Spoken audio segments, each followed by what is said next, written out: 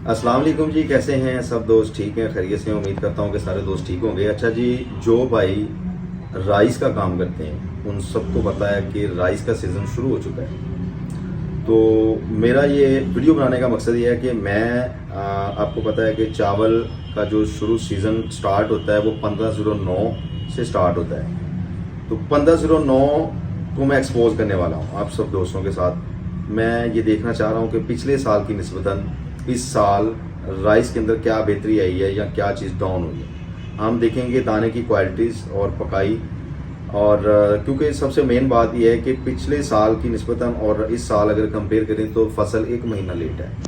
पिछले साल अगस्त के अंदर काफ़ी ज़्यादा 15/09 की रेवल थी, बहुत ज़्यादा मुंजी की आमदोरफ्त थी और काफ़ी घर, काफ़ी फैक्ट्रियाँ, काफ़ी मिल ऑनर हजरात एक एक दो दो चार चार गाड़ियाँ बेच चुके थे।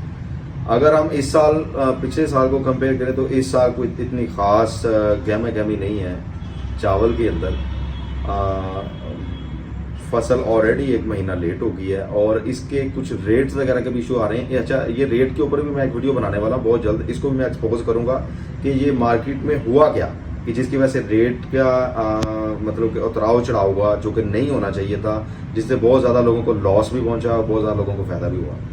तो इस चीज़ के ऊपर मैं एक बाद में वीडियो बनाऊँगा। फिलहाल आज की हमारी वीडियो बनाने का मकसद ये है कि मैं पिछले साल की निस्बतन इस साल 15/09 के अंदर क्या चीज़ बेहतरी आई है और क्या चीज़ नहीं बेहतर हुई। मैं जाऊंगा दो मुख्तलिफ फैक्ट्रियों में, वहाँ मैं दोनों फैक्ट्रियों से सैंपल लेके आऊँगा।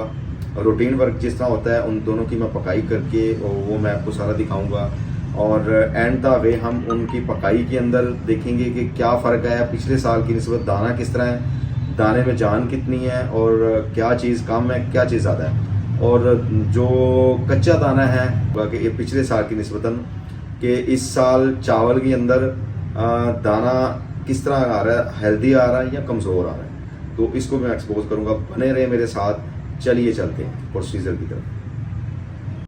तो हम पहुँचे लंडू के ऊपर एक फैक्ट्री में जहाँ 15/09 नया सेला चल रहा था, नया माल था। माल देखने में काफ़ी खूबसूरत था, दाने बहुत ज़बरदस्त थे माल के और दाने काफ़ी हेल्दी थे। तो माशाल्लाह काफ़ी माल की चमक धमक थी। उसके बाद हम गए दूसरी फैक्ट्री में, वहाँ हमने देखा कि वहाँ भी 15/09 न्यू माल जो इस साल का है वो चल रहा था। तो माल के इसके भी अगर उसके साथ कंपेयर करें दूसरे सैंपल के साथ तो ये तकरीबन देखने में सेम थे। माल दाने बिल्कुल हेल्दी थे, चमक धमक काफ़ी अच्छी थी माल की, और वैसे भी माल काफ़ी खूबसूरत बनाया था इन्होंने। तो उसके बाद फिर हम दोबारा शॉप के ऊपर वापस आए। तो अगला प्रोसीजर हमारा था, सैंपल हमने पानी के अंदर डालने थे दोनों को। सैंपल को अच्छे तरीके से हमने मिक्स किया। उसके बाद जो नंबर होता है, नंबर वाइज जो मिल्क का नंबर था उस नंबर वाइज हमने सैंपल पानी के अंदर डाले तो अच्छे तरीके से। उसके बाद फिर दूसरा सैंपल दूसरी फैक्ट्री का था, वो भी हमने उसको भी अच्छे तरीके से मिक्स किया ताकि अच्छे तरीके से वो मिक्स हो जाए। तो उसके बाद फिर हमने उसको भी पानी के अंदर डाला। तो पानी में डालने के बाद 2 घंटे का प्रोसीजर होता है कि 2 घंटे तक आपने इनको भिगो के रखना है। 2 घंटे के बाद आपने इनको पकाना है। तो दाने की मैंने कंडीशन भी दिखाई, दाने काफ़ी अच्छे थे, दाने हेल्दी थे। पिछले साल की निस्बतन देखें तो इस साल दाना काफ़ी अच्छा दाना आ रहा था शुरू में ही, हालांकि इस तरह आता नहीं शुरू में, तो ये भी एक बहुत अच्छी बात थी।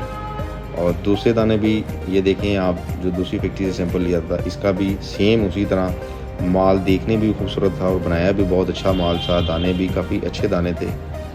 तो उसके बाद हमने फिर इनको 2 घंटे के बाद पकाई पे रखा। तो 2 घंटे के बाद हमने इनको पकाना शुरू किया। पानी को अच्छे तरीके से बॉयल करके जब पानी उबाले खाना शुरू हो जाए उसके बाद फिर सैंपल डालते हैं। तो नया माल जो होता है उसका एक रूटीन वर्क के हिसाब से नया माल इतना टाइम नहीं लेता पकने में। तो वो भी हमने चीज़ नोट की कि पिछले साल 15/09 जो था वो 10 से 11 मिनट में क्लियर हो रहा था, यानी कि 10 से 11 मिनट तक बिल्कुल उसमें जान ख़त्म हो जाती थी, वो पक के बाहर आ जाता है। तो इस साल मैंने ये भी देखा 2-4 मैंने और भी 1509 के सैंपल थे वो मैंने पकाए। तो ये इस बार जो है ना वो शुरू में ही 12 मिनट की कंडीशन पे पक रहे हैं। तो अगला प्रोसीजर हमारा आता है पकाई की तरफ। तो पकाई की जो कंडीशन थी वो इस तरह थी कि अगर हम पिछले साल को देखें 1509 की जो पकाई आती रही है वो इस साल पकाई नहीं आई।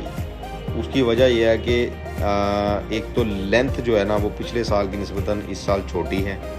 1509 की लेंथ वो नहीं है, हालांकि 1509 जो थी वो कायनात से लंबाई में ज़्यादा थी और दाने की मजबूती भी ज़्यादा थी। तो इसलिए 1509 को बहुत ज़्यादा लोग लाइक कर रहे थे। जितनी भी अरब कंट्रीज़ हैं, अफगानिस्तान है, बाहर अंदर जितनी भी कंट्रीज़ हैं जहाँ बड़े बड़े पकवान सेंटर हैं, तो वो 1509 को लाइक इसलिए कर रहे थे कि एक लेंथ में भी बहुत ज़्यादा लंबाई थी और दाना भी मजबूत था, दाना हेल्दी भी था। तो इस साल कुछ इस तरह कंडीशन लग नहीं रही।